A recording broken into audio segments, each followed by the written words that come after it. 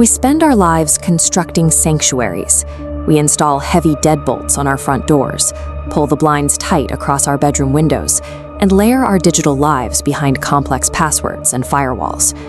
We do this to carve out a sliver of the world where we can let our guard down. Beneath all of this is a quiet psychological assumption we rely on every single day. If we follow the rules of society and build strong physical barriers, malevolent forces are forced to remain outside. But sometimes those barriers inexplicably fail.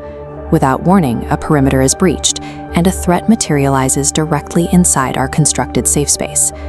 Looking at a cross-section of the human brain, we can see exactly what happens in that fraction of a second. The amygdala, deep within the brain, detects the sudden trauma and instantly overrides logical thought. The highly evolved, rational part of the mind shuts down, handing total control over to primal survival instincts. At this exact moment, the nervous system bypasses conscious choice entirely and forces the body down one of three highly specific, uncontrollable routes: freeze, fawn, or flight.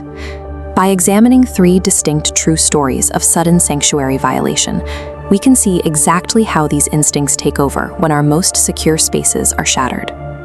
Late one evening at a secluded hotel in Missouri, a traveling salesman stepped into the hallway and saw two paramedics performing aggressive chest compressions on a man who had flatlined. Instructed to go back inside, the salesman returned to his room and locked the door. About an hour later, 3 soft knocks tapped against his door.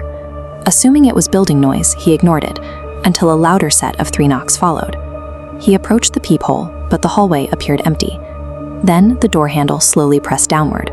A shadow eclipsed the strip of light beneath the door, and a faint brushing sound dragged across the outside wood. The salesman was legally traveling with a firearm, but he didn't reach for it. Instead, a thick, overwhelming dread pinned him to the spot. His nervous system flooded with a freeze response, paralyzing his muscles, and preventing him from taking any action as he sat awake on his bed for the next hour. Eventually, he heard a neighboring door open and cautiously peered outside. A sunken-eyed man in his mid-40s was stepping out of the exact room where the paramedics had been working. When asked if he had been with the victim, the man nodded, smiled slightly, and said there had been 3 knocks, and the third time was when they answered. They didn't always leave immediately, before vanishing down the stairwell.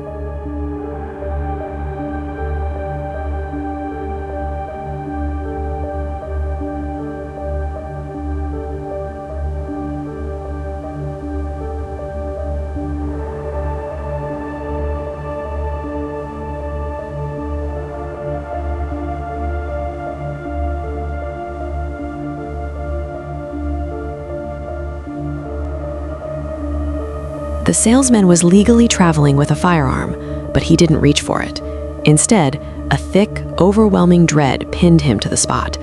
His nervous system flooded with a freeze response, paralyzing his muscles, and preventing him from taking any action as he sat awake on his bed for the next hour. Eventually, he heard a neighboring door open and cautiously peered outside. A sunken-eyed man in his mid-40s was stepping out of the exact room where the paramedics had been working. When asked if he had been with the victim, the man nodded, smiled slightly, and said there had been 3 knocks, and the third time was when they answered. They didn't always leave immediately, before vanishing down the stairwell.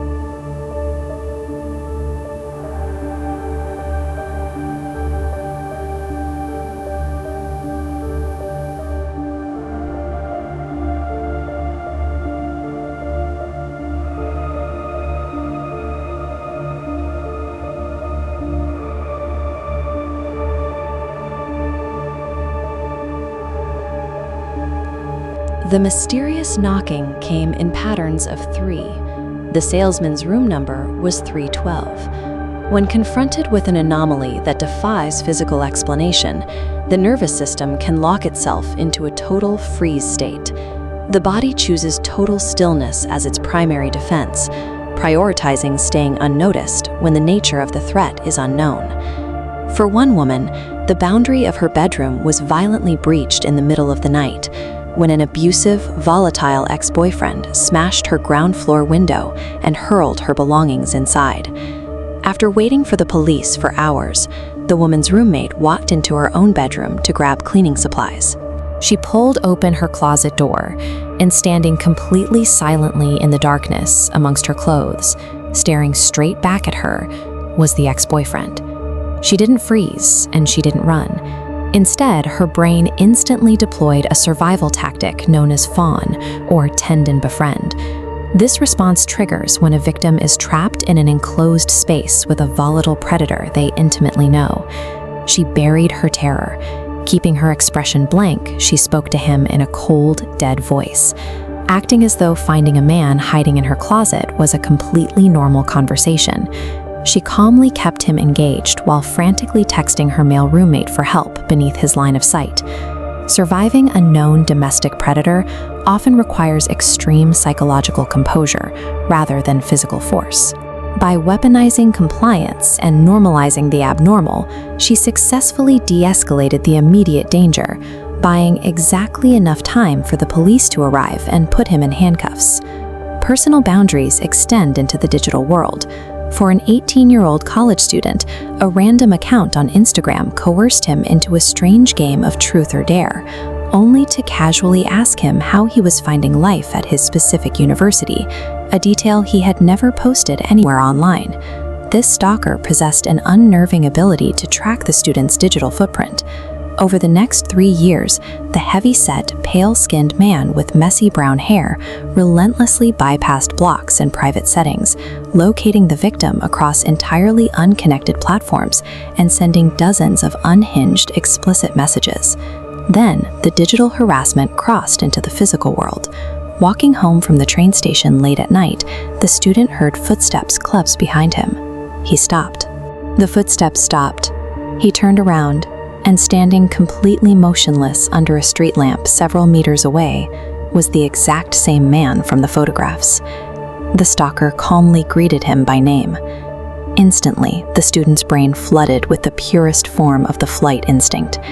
A massive dump of adrenaline bypassed every other function in his nervous system, commanding his body to move before he even registered a conscious thought.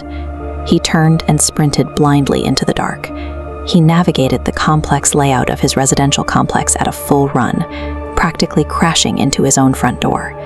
His hands shook as he fumbled his keys, expecting to see the man round the corner, until he finally breached his apartment and slammed the door shut behind him. Facing an obsessed predator in the physical world triggers a total nervous system takeover. The brain ignores social norms and logical options, forcing the body to prioritize one thing, putting as much distance as possible between the target and the threat. In each of these narratives, the immediate danger eventually passed. The morning sun rose over the Missouri hotel. The abusive ex-boyfriend was hauled away in a police cruiser, and the relentless stalker vanished back into the night before the authorities arrived. But the psychological cost remained. The traveling salesman now obsessively counts the doors between his room and the stairwell whenever he checks into a hotel. The roommate remained shaken by the memory of a predator hiding among her clothes. The student constantly checks over his shoulder while walking alone in the dark, paying sharp attention to every shadow. True terror is the permanent realization that our constructed sanctuaries are fragile illusions. We can lock our doors, close our blinds, and block anonymous accounts, but once those walls have been breached, we can never unsee the cracks.